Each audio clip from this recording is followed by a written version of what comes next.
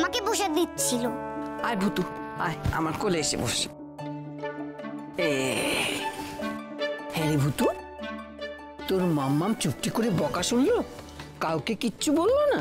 কারোর সঙ্গে ঝগড়া করলো না তো, শুধু নিজের বরকে বললো যে আমি চাইতুম যে একদিন তুমি গলা তুলে কথা বলো, আজ নয় আমাকেই বলেছো।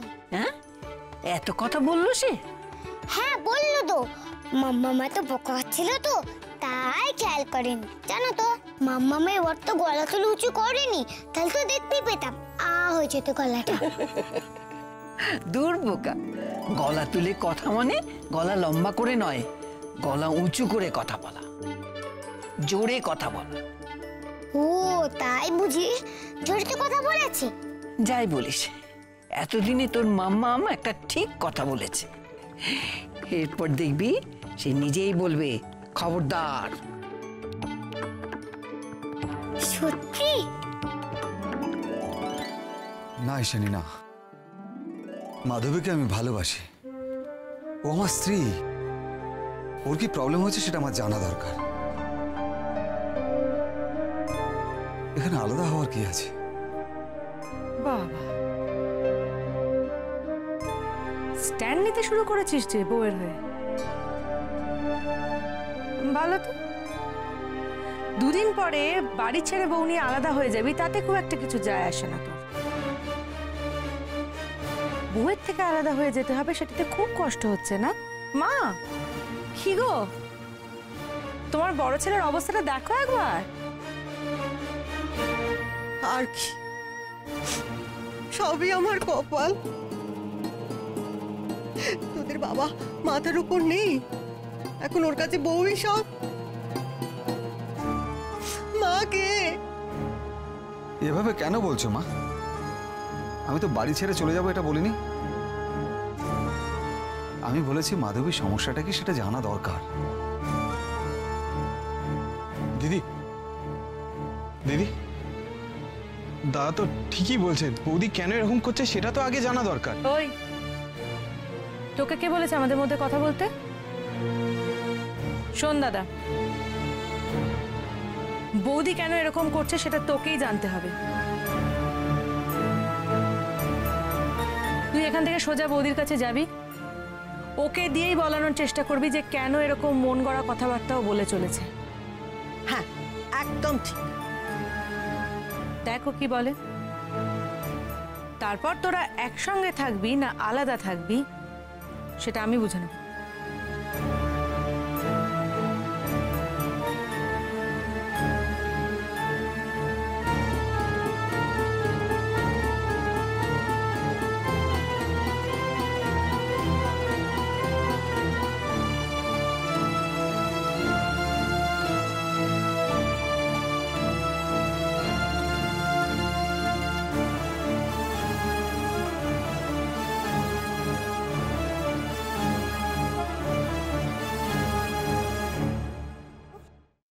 আমি এনেছি।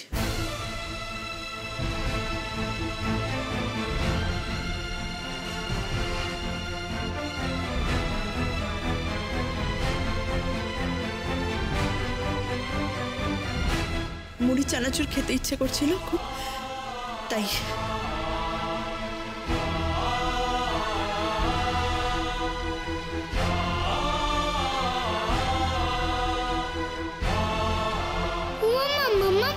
তুমি কথা কেন বললি?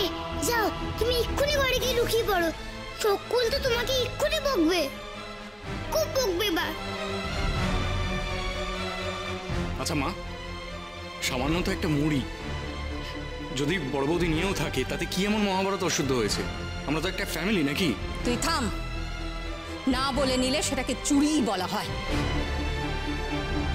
ওর দরকার হলেও আমার কাছে চাইতো, আমি দিতাম। ওর শাশুড়ি তো ওকে একটু মুড়িও দিতে পারে না। শুনলে তো বড় বাবা, অনেকে দেখলি হেনস্থাখানা দেখলি একবার?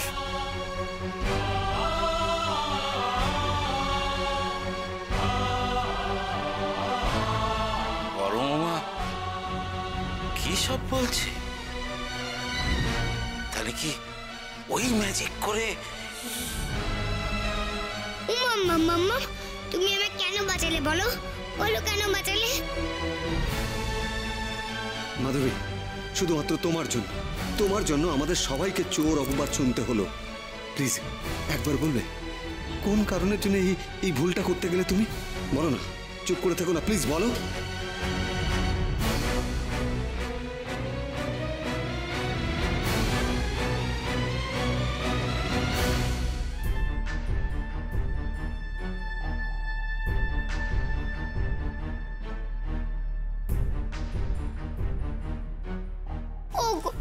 তোমরা কি বলো না গো যে মাম্মামকে না কাঁদতে? শোনো না, মাম্মামকে বলো না গো যেন না কাঁদতে, বলো না গো।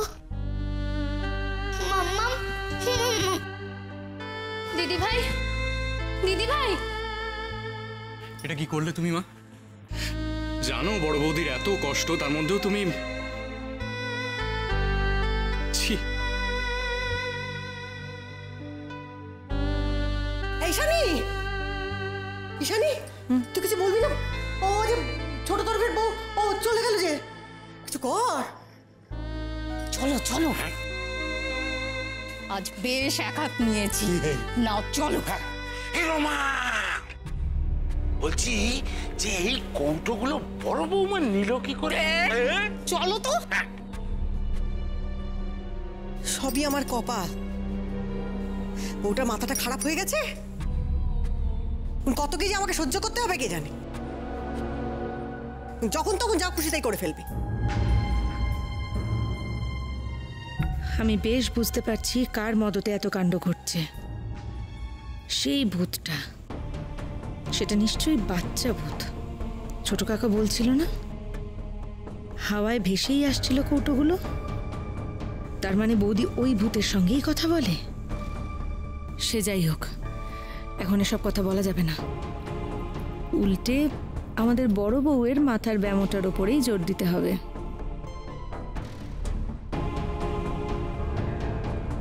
এই শোন, এখানে দাঁড়িয়ে থেকে তো কোনো লাভ নেই। আমার সাথে ঘরে চল, তোর সঙ্গে আমার কথা আছে। মা চলে এসো, এই চল।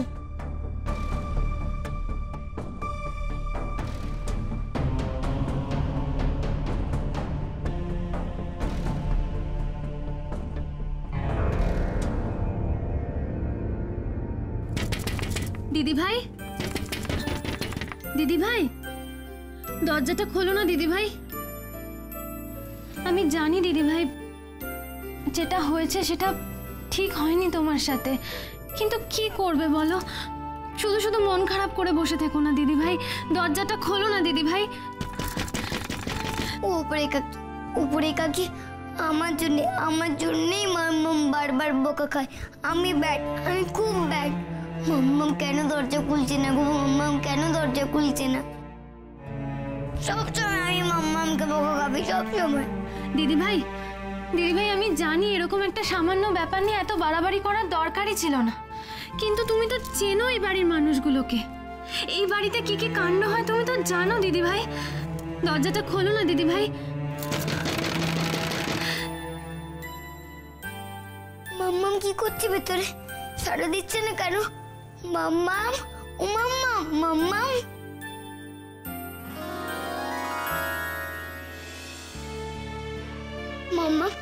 মাম্মাম, তুমি বলো আমায় কেন বাঁচালে? বলো তুমি আমায় কেন বাঁচালে? কি করবো বল? ওরা যদি তোর কথা জানতে পারতো, ও ঝাড়েকে এনে তোকে যদি ওরা তাড়িয়ে, না সেটা হয় না। তুমি আমার কথা ভেবে এত বকে গেলে মাম্মা, এত বকে গেলে। তোর বাবা মা তো তোকে এই বাড়িতেই খুঁজতে আসবে বল।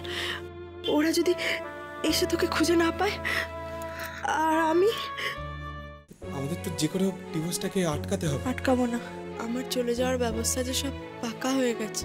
তুই হাল ছেড়ে দিস না। আর ধরতে পারলাম কইটা আম্মা, এর থেকে আমার চলে যাওয়াই ভালো। প্রথমে লঞ্চ দাদা, তারপর মাম্মাম, সবগুলো ভুতুকে ছেড়ে চলে যাবে। আর ভুতু একা একা বসে কাঁদবে। তোমার থেকে কেউ আমাকে আলতো করতে পারবে না গো মাম্মা।